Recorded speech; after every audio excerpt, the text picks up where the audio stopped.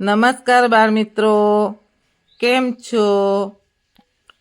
ચાલો આજે રવિવારની એક નવી વાર્તા સાંભળીએ.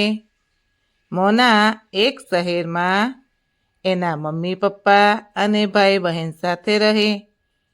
મોના તો નજીકની એક પ્રાથમિક શાળામાં ભણવા જાય.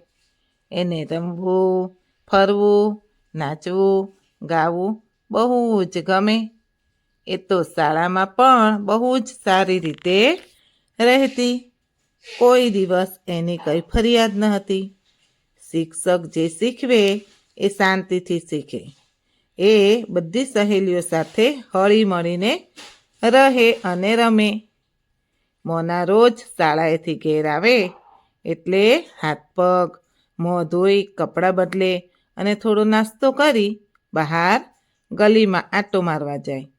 હવે એની ગલી તો નાની, એને ખુલ્લી રીતે રમી શકાય એવી કોઈ જગ્યા ન હતી અને એની કોઈ સહેલી પણ ત્યાં ન રહેતી નહોતી.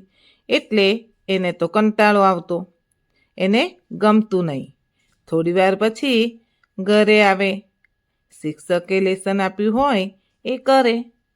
રાતે ઘરના બધા ભેગા થાય ત્યારે વારાફરતી બધાને કહે, ચાલ ને મમ્મી મારી સાથે રમને, ચાલો ને પપ્પા મારી સાથે રમો ને, મને વાર્તા કહો ને, ભાઈ બહેન ચાલો ને આપણે રમીએ.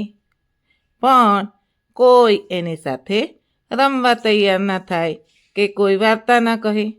બધા કહે હમણાં મારે કામ છે, પછી રમીએ, પણ કોઈ રમવા માટે તૈયાર જ ના થાય ને. મોના તો ખૂબ જ નિરાશ થઈ જાય. એ તો રડવા લાગે. એની મૂંઝવણ કોઈ સમજે જ નહીં. પછી એ તો અકળાઈને કહે, આ શું? પપ્પા તમારા હાથમાં મોબાઈલ, મમ્મી તારા હાથમાં મોબાઈલ, ભાઈ તારા હાથમાં મોબાઈલ અને બહેન તારા હાથમાંય મોબાઈલ. હવે મને સમજાયું. તમે બધા મોબાઈલને પ્રેમ કરો છો, મને તો કોઈ પ્રેમ કરતું જ નથી ને. એમ કરીને જોર જોરથી રડવા લાગે છે. બધા મોનાની આ વાત સાંભળીને નવાઈ જ પામી ગયા. બધાને ખરેખર પોતાની ભૂલ સમજાઈ. બધાએ પોતપોતાના મોબાઈલ મૂકી દીધા અને બધાએ મોનાને ઉચકી લીધી અને એની સાથે રમવા લાગ્યા.